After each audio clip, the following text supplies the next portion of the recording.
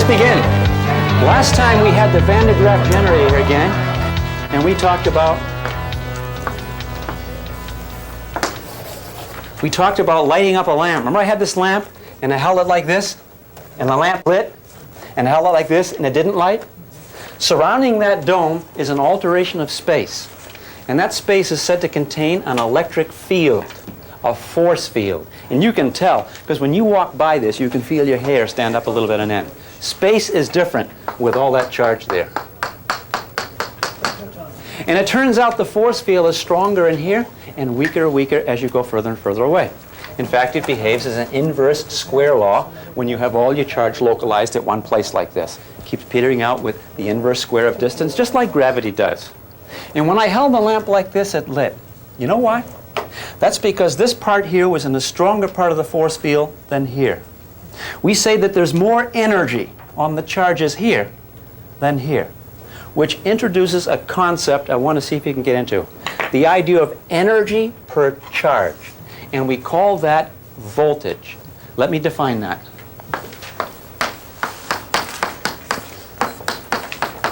Energy per charge. That'd be energy in joules compared to charge in, do you know what the unit of charge is? Coulomb. So 1 joule per 1 coulomb is said to be an electrical pressure of 1 volt. So that's what voltage is, energy per charge. We saw the dome was charged up to thousands of volts. We saw Tricia touch that thing, thousands of volts. Why wasn't Tricia zapped? Well, she zapped a little bit, but why is she still here today? Enormous amount of energy per charge, okay? But not very many charges. If Tricia went home tonight and took a bobby pin and stuck it into 110 volts at home, honey, Tricia wouldn't be here next time maybe, yeah? Okay? She'd be hurt. You know why? That's not so much energy per charge, but how many charges are going to flow when you stick into the power company sockets? A lot or a little? Begins with a L. A lot. So there might be a little energy per charge, but so many, the total energy going through you is very uncomfortable. But the energy that came from the Van de Graaff generator, a lot of energy per charge, but if not many charges, then not much total energy. It's very similar to high temperature and low temperature. Remember we talked about the 4th of July sparkler that's got temperature more than 1,000 degrees? But you don't get burned by the spark, because why? Although the energy per molecule is very high, you don't have very many molecules in the spark. So the total energy is below the threshold of healing. So very similar. This idea of something per something else gives sometimes counterintuitive type things. That you could touch a Van de Graaff generator of enormous voltage without harm. That you can have a spark touch you of enormous temperature without harm. It's because it's the energy per something else. Do you kind of see that? Now, what happened over here, why the current flowed, had to do with the idea more electrical pressure on one side than the other. And so the flow of current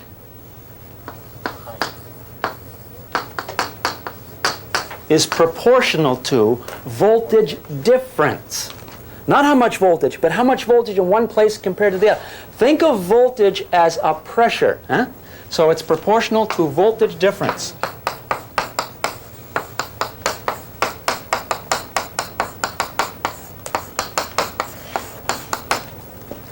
Proportional to. So the more voltage difference, the more. Hey, imagine I have a pipe right here filled with water.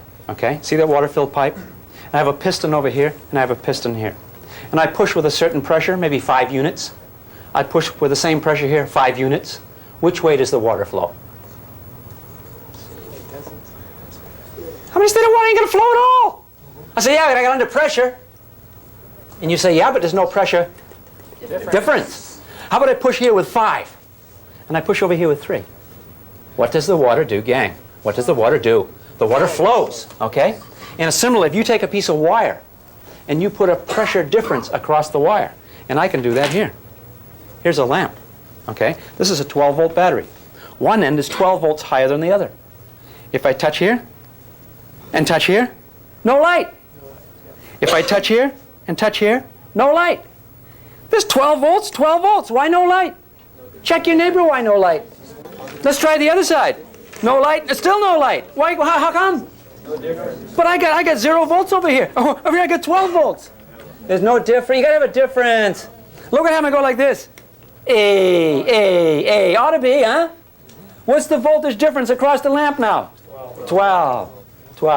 So if you got a voltage difference, you get a current. It kind of makes sense. This is not counterintuitive. The more voltage difference you have, the more current you're going to have through a conductor. And this is a conductor. It's a piece of wire made out of copper where electrons can flow all through there, gang. So I have a conducting path with a voltage difference. No voltage difference, no current at all. Voltage difference for a current. Make sense?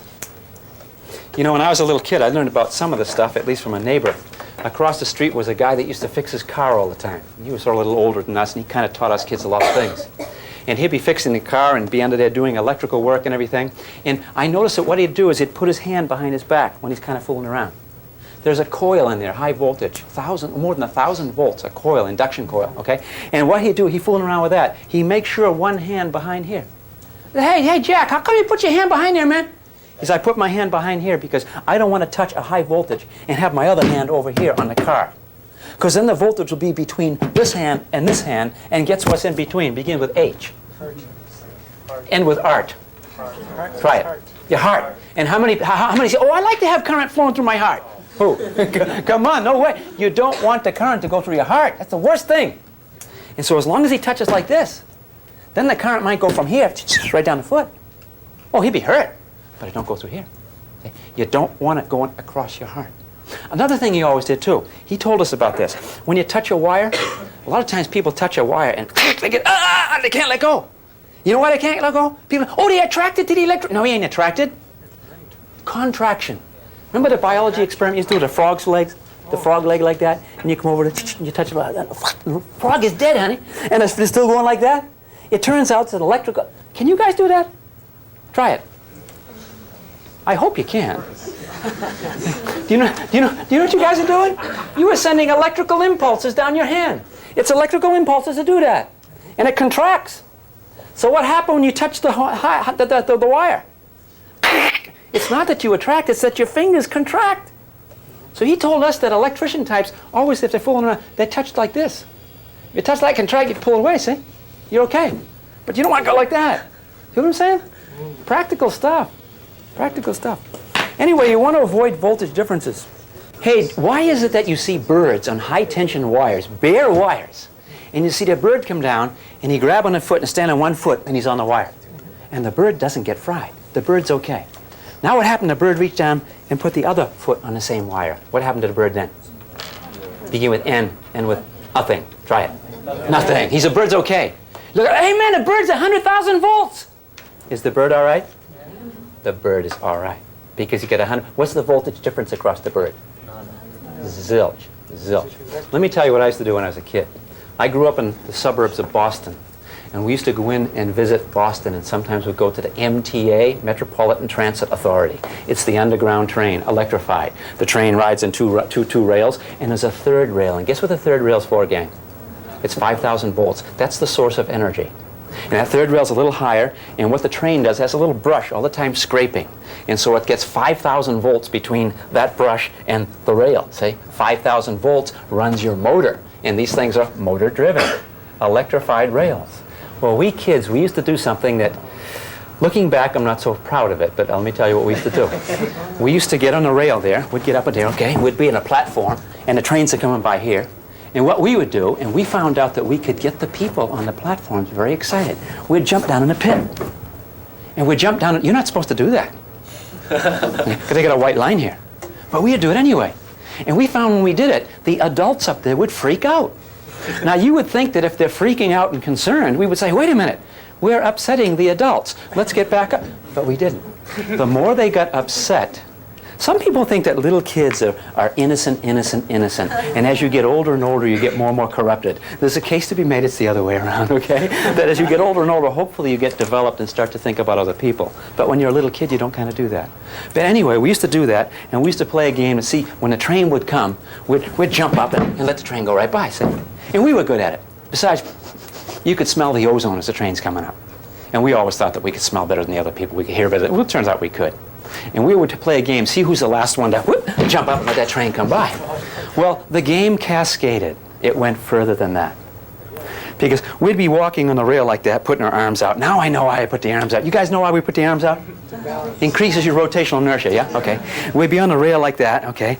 And then jump to the other rail, boom, like that. And a lady at the top, she said, "Oh, children!" Now, she was identifying with us. We weren't identifying with her. Now, who's more developed? "Children, children, watch out for that third rail."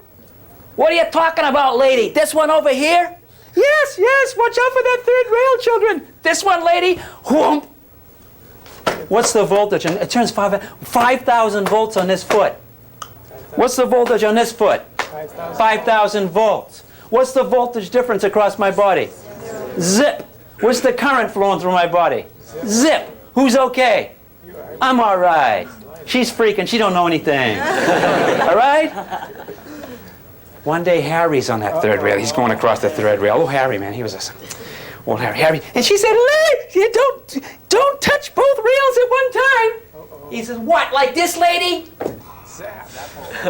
At the funeral. No, Harry really didn't do that. But if he did do that, what happened? 5,000, 0, boom, bam, honey. Bad scene. Yeah. You don't want to get a voltage difference. But with no voltage difference, you can do wonders. Yeah. No voltage difference. You could fall out of a helicopter and come, boom, hit a high tension wire, and you could hold on it. Maybe it's 120,000 volts. Boom, 120,000. What's over here? 120. Yeah. Oh, man, miracle of miracles, I made it. Well, now I got to get down. Oh, I think I'll just go over here and grab the tower. Oh, no, don't grab the tower. What can I have you grab the tower? Oh, no good. Yeah, then you have a voltage difference. You know what I'm saying? Yeah. Hey, something happened in California some time ago. Oh, this is over 10 years now. You guys be knowing what a cherry picker is? It's a truck that's got a boom that goes way up and can service the wires. Well, it turns out up near Lake Tahoe they had a storm, and some of the wires went out. They sent the cherry picker up, and the cherry picker went up there and was repairing the wires and everything, and all of a sudden it slipped in the mud and shorted right against the wires. And the whole thing is more than 100,000 volts. The whole thing. And there's a guy up there. And the guy is sitting in it. Guess what his potential is? What his voltage is? Something like maybe 120,000. He's the same high voltage, but he's okay because every part of his body. All right? Now, it turns out that you're not supposed to drink on the job. But he had been drinking beer. You people be knowing what happens after you drink some beer? What you got to do? He had to go to the bathroom, but there's no bathroom up there. Now he's not going to go right in his own feet, right? So where did he go to the bathroom, so to speak? Where did he relieve himself, gang? Under the ground. Over the edge. Right over the edge. Guess what his last act was? And do you see why? Do you see? This is a true story. This is a true story. That guy might as well have tied a piece of copper wire onto himself and throw the other end right down into the ground, because he afforded a conducting path from him. Boom. He never knew what hit him. He made contact with the ground. So he's got 100,000 volts. That's it. That's it. So when you're up there, high and away there, honey, just hold on, okay? Save it. This course may save your life someday, yeah? What happened if you had done it one drop at a time? He would be okay, Campbell, had he done one drop at a time. But he or little spurts, right? And you can calculate, you know. But the poor dude never knew. He never. Can you imagine him now as an angel? Oh, son of a bitch, man! I should. It was too late. It's too late. Yeah. Another thing too. When I was in Boston, the very first job I ever had when I got out of high school was I was an errand boy. And as an errand boy one time, I remember it was in Everett, Mass, and there the MTA goes up on the top. They call it the elevated. You've seen it in the movies, you guys, right? And, you know, all the trains going by and all that. And it turns out that all these fire engines and everything were all around, and I was wondering, what's all the excitement? And it turns out that, lo and behold, there's a guy in the top, an indigent, better name than for bum. In the middle of the winter is a guy sitting on the third rail, drinking his wine with his feet on the second rail. And everyone is freaking, and the guy is okay. do you be knowing why the guy is okay? Let me give you a hint. It's winter time. Oh, winter. He's poor. He can't afford nice thermal underwear and nice down parkas. So what does he use, gang? Begin with P and with aper. Got a news in the front. Newspaper. This guy was all plastered with newspaper inside. Guess what is a very good heat conductor? Newspaper. No. Heat insulator. Heat insulator. You through you guys. Heat insulator. Newspaper, right? Why is newspaper a good heat insulator? Because it doesn't have those loose electrons. And guess what is also a good electrical insulator for the very same reason? Beginning with N and with paper. Try it. Newspaper. And this guy had a lot of newspaper, a nice insulator. And what he did is he effectively increased the electrical resistance between him and the tracks. And so this relationship, current proportional to voltage difference, becomes an exact equation when I include the idea of resistance.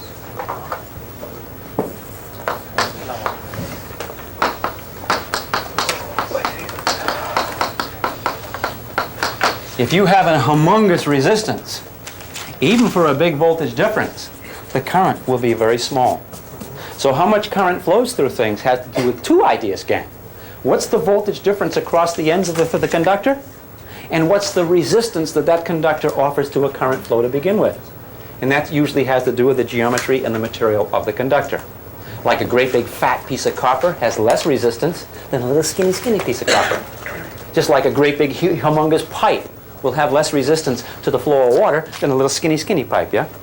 And how about a lamp like this? This copper right here, it's relatively thick, but it's very, very thin in there where the filament is. Guess where most of the resistance is across these two leads? Begins with FIL. Filament. In that filament is most of the resistance. And guess where most of the energy is dissipated going from here to here when I touch it across the battery? Right in the filament. In fact, the filament reacts so bad, it turns white hot with heat. Look at that. It's glowing. And there's your lamp. Isn't that nice? Now you can read books and things at nighttime without having to kill whales. You just use a battery. Ain't that nice? Okay. A little film. You don't need a flame. Just make that little piece of tungsten wire. Get so hot it'll glow. And that glowing, of course, there's your light. Kind of neat, yeah? So we measure current in amperes, amps, okay? And we measure voltage in volts. And we measure resistance in ohms. All together now. Ohms. Okay, there's an ohm, yeah. That's ohms. In fact, ohms are written like this. Greek letter omega, ohm. Voltage is written like this, V, and current is N. Amps, the unit is amps, and oftentimes we call current I. So we could say I equals V over R. And it's the old song and dance, gang, that if you know two of these things, you know the other. Like, for example, let's suppose I tell you the resistance of this little lamp is 1 ohm. And I put it across this 12-volt battery. There are people in this room besides Lee who can tell me how much current is flowing through the battery. And then there are people that can't. Check to see if you're sitting next to someone who can. 1 ohm resistance, 12 volts across the battery. What's the answer, gang? 12. And that's 12 amps. That's Ohm's law. Ohm's law. Ohm's law just gives us the relationship between current, voltage, and resistance. Kind of neat stuff. Now, when I touch this, like this, gang, I'm getting current that flows in one direction. Goes from here to here or here to here. I don't forget which is which. Okay? But it flows all in one direction. We have a name for current that has one direction of flow. Guess what we call it, gang? Direct current. DC. To say you have DC current is to say you have current that flows in one direction. That doesn't mean it has to be steady. It could be pulsed. It could go off on, or something like that. But always one direction through the wire. And then you have the kind of current that lights the lamps in the room here and at home. And the kind of current you have in your home, and what is that? It alternates back, forth. We call the kind of current that alternates back and forth, guess what? Alternating current, AC, okay? And here's how the AC current works. You see this washing machine right here? See the washing machine agitator? I'm going to put my clothes in here. Can you see that? Look at the motor underneath there, gang. Notice all it is, it's a region that contains water, and it's got a paddle like that. And notice that paddle is hooked up here, and I want to make this thing go chung, chung, chung, chung. That's what I want to do, right? And notice down here, it's all watertight, and I got that paddle. Notice these two leads? See they're lucite? You can even see right through them, okay? Filled with water, yeah? See those two holes in the wall? Watch this. That's the power company. I put it right in there. Look in that hole, you know what you see? You see a couple of pumps like this. That's all I got. That's what the power company does. Okay? So you put this in, okay, you connect it, boom, what's your water doing now? The water. Can you see it? Over here. What's it doing over here to the paddle? What's happening? Your washing machine? Water power. Hey, water power. Helps you wash your clothes. We do the same thing without water. Guess what you use instead of water, gang? Begin with E. Electrons. The electrons in a piece of copper wire. You can make those things slosh back and forth too. And you plug it in the plug in your house, and what do? What the power company does, it'll just move them. And by the way, did you catch in the chapter? How many electrons come from the power plant to your house annually, about? A lot or a little? Answer don't begin with an L. What's the answer, gang? How many electrons come from the power company into your home in about 1 year? 1 year's time. Give me an answer. Zero. Yeah, 0. None. The power company doesn't send any electrons at all to you. That power company says, you give me something chock full of loose electrons, honey, and we'll make a move. See, that pipe that was filled with water, you got to supply the water. You look inside there, honey, it's dry. There's just 2 pistons, okay? And they're going to push the water you supply. And when every time you take a piece of wire and you plug it in to light up a lamp, honey, that wire is chock full of loose electrons. And those electrons are like that, right? You plug it in there, they all start moving like this. And then that's energy, honey. That's energy. And then energy go to whatever you want it to do. So all that wire is going to do is deliver energy from one place to another by just shaking the electrons. It turns out the electric field guides right through that wire. And all the electrons along that wire start responding to the field. First, and then this way. They must get mixed up, man. They don't know what to do. They just keep sloshing back and forth. Back, forth, 60 times per second. We call that 60 hertz. And that's what your AC current is. It's just electrons sloshing back and forth. Kind of neat, yeah? Let's take a look at this again. I'm going to hook this up like that. And lo and behold, it lights. What's the voltage across the lamp, gang? 12. What's the voltage across the lamp now? 12. What's the voltage across the lamp now? 12. In fact, you know what I could do? I could keep this battery in this room. And I could take these 2 leads and I could bring them to the other side of campus. And over on the other side of campus, I could go like this. And I'd say, what's the voltage across the leads, gang? And what would you guys say? 12. And it would light up over there. In fact, what do you think a wire is? A wire is just 2 leads that come from some power source somewhere else. But you got one of these things cut off. You hit a switch, boom, you connect it and you're on. See, it's like this. Turn the switch off, boom. Turn the switch on, boom. There's little clever ways to do that. But I've got 12 volts across that lamp no matter where I put it. Okay? Let's suppose I go like this, gang. Let's suppose I put another lamp in here.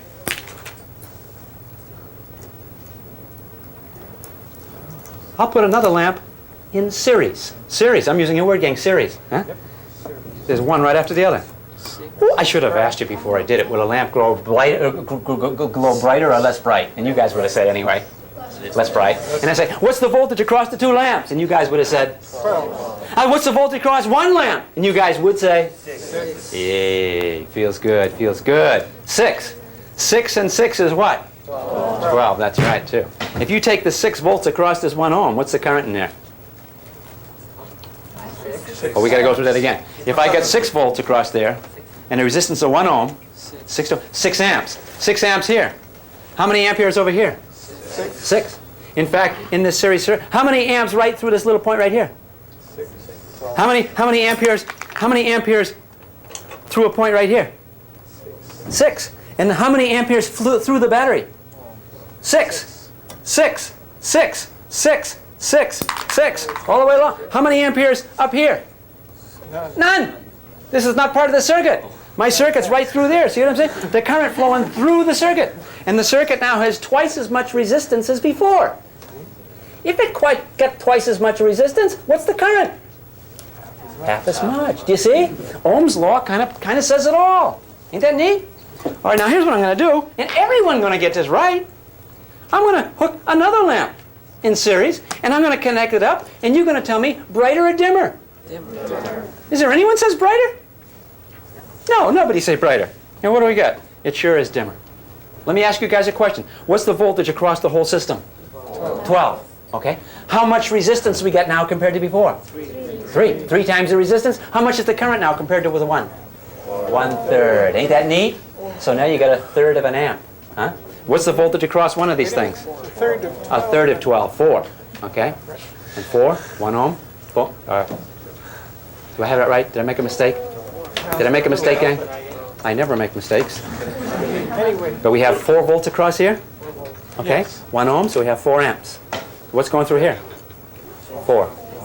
4. Before it was 6, and first of all it was 12. So the current's getting less and less because the resistance getting more and more. This is a series circuit. I'm going to make a little change, gang. Look how come it's bright.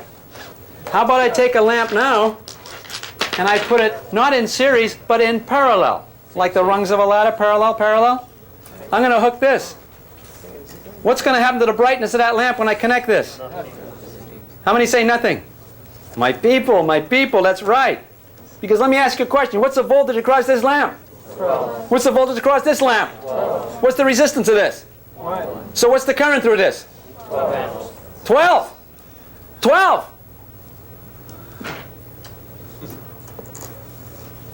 What's the voltage across this lamp? 12. 12. What's the current through there? 12. 12 divided by 1, get it? 12. 12 amps, 12 amps, 12 amps. So, the amps, volts, I get mixed up again. The voltage is the pressure supplied by the battery, 12.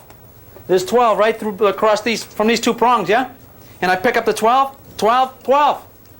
The battery going to wear down fast now, gang, because I got a lot of amps flowing. If there's 12 amps flowing through here, how many are flowing right through here? 12. 12. It's like automobiles driving from a garage down here. And some of those automobiles go through here and come back. Some go through here and back. Some go through here and back. If 12 go through there and you put a little checkpoint right here, how many are going through here? 12. Okay? How many through here? 12. How many through here? 12. How many through here? 24. Ah! What is it? It's 24. Because you get the 12 from here, and you get the 12 coming down this street. How many through here? 24. How many through here? 12. You guys are on. 12. How many through here? 36. 36. How many through the battery? 36. Who's getting tired? The battery. The battery. More energy going out now, more power going out. You get it? Okay? Think about these ideas, gang. And here's a question I got for you. As you continue to put more and more resistors, does the battery see an overall resistance that is more or is less? And why? Think about that. You're putting Physics.